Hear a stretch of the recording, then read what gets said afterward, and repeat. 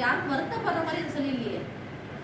அந்த பக்கம் என்ன கற்பனை பண்ணியே சொன்னீங்க? இல்ல ஐச்சத்துக்கு சொன்னீங்க. நான் பக்கம் கூட சொல்ல மாட்டேன். சில பேர் பரவாயில்லன்னு சொல்லலாம். இப்பதான் சொல்றீங்க. அடிக்கடிக்கு வரும் அத்தியாயம். எத்தனை அத்தியாயன்றதை எப்படி மூணு கொண்டு வைப்பேன் நான். மகாபாரதத்தில் கதை மறந்து போச்சு. ஏன்னா மகாபாரதம் படிச்சே கொஞ்ச நாள் ஆயிடுச்சு.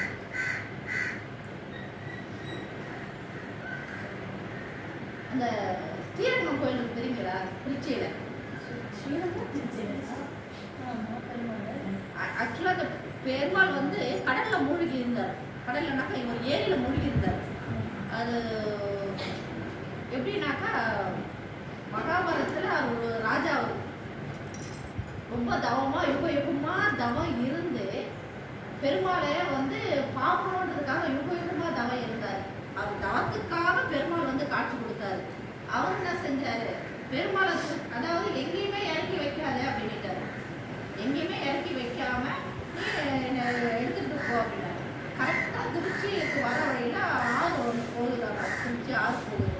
அவர் வந்து சந்தியாவரம் பண்றதுக்காக டைம் ஆயிடுச்சு. பெருமாளை இறக்கி வச்சுட்டு காவலுக்கு பிள்ளையாரை நிறுத்திட்டு போவார்னு நினைக்கிறேன். நான் பிள்ளையாரை கொஞ்சம் பார்த்துக்கப்பா, நான் போய் குளிச்சுட்டு வந்துடுறேன், சந்தியாவனம் பண்ணிட்டு வந்தாரு அப்படின்னு சொல்லிட்டு இறக்கி வச்ச உடனே அவர் பிள்ளையார் என்ன செஞ்சாரு? கீழே இறக்கி வைக்கக்கூடாது இல்லையா? அதனால பிள்ளையார் கீழே கொடுத்துட்டு போவார். இது அப்படியே பிடிச்சிக்கிட்டே இருக்கு, நான் வர வரைக்கும் நீங்க இறக்காது. பிள்ளையார் என்ன செய்வாரு? அதே